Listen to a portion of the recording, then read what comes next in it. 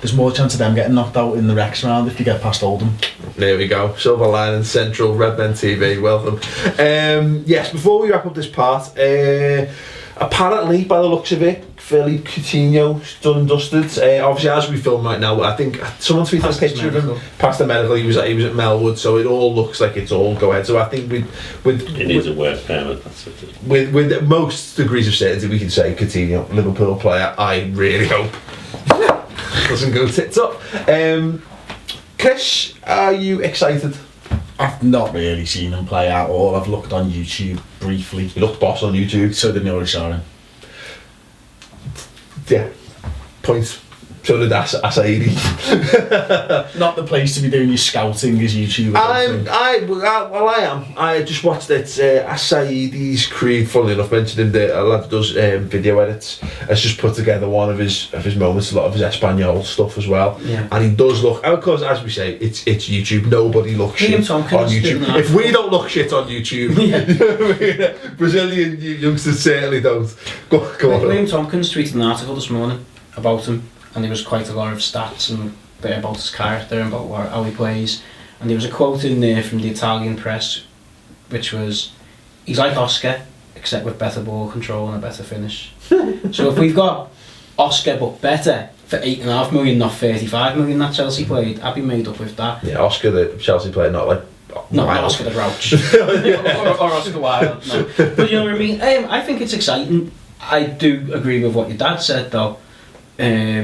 Do we need another 20-year-old midfielder? There's a kind of strange... We're kind of stuck in a strange limbo as Liverpool fans, because we've got an alright team now, and when it works really, really well.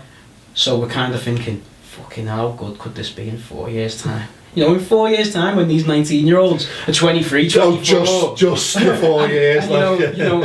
And when these 24-year-olds are 28 and they're in the prime, we're going to wipe the floor with everyone. They're playing for Barcelona, Real Madrid, Man United.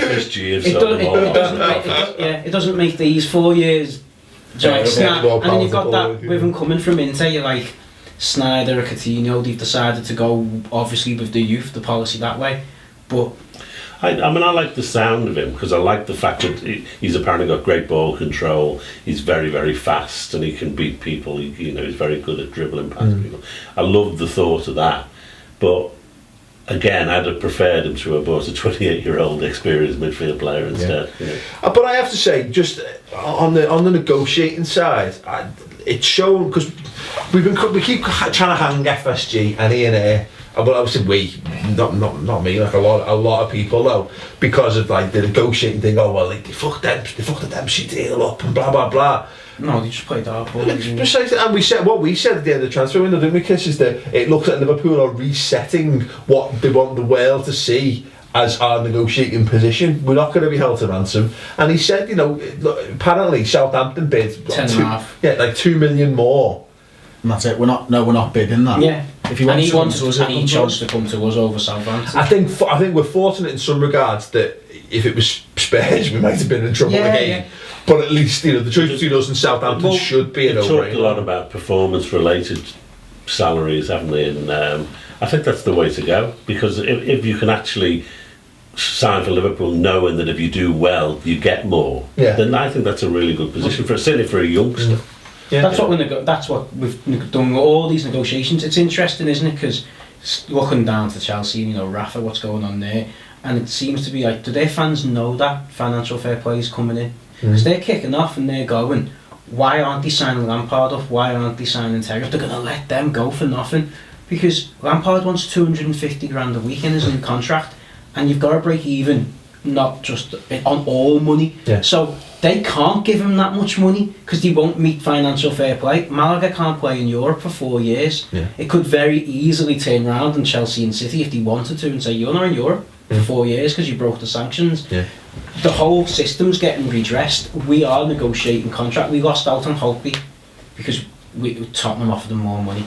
Unfortunately, in this case, Well, they're the Champions League side. They you know what I mean. More fundamentally, they should have been. But, you know what I mean. They can expect to finish in the top 4 because that's where they've been. It's an easier gamble, isn't it? Whereas I think the problem with us, and this is what I think, and I'm going to draw a line here right now and say, Ian Ayre someone should actually give him some credit for once, because although it could have backfired, it didn't, and the law of Liverpool Football Club should be enough for us to play hardball sometimes in the transfer market. Now I agree, like my dad says, we need to go out and buy 26, 27, 28 year olds, but January's not the time to do that. I think if you're going to do that, you've got to get it right. You can't afford to be buying your third choice 28 year olds. You may as well go and get the next someone for a similar price, because you'd end up with, it's like Morientes, fine, let's use him as an example.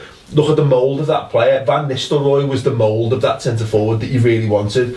Morientes was the poor man's Ruud van Nistelrooy, and we ended up with him. You know what I mean? I know that's not how it ended up. We didn't win for Van Nistelrooy. I'm just using it as a sort of to illustrate the point.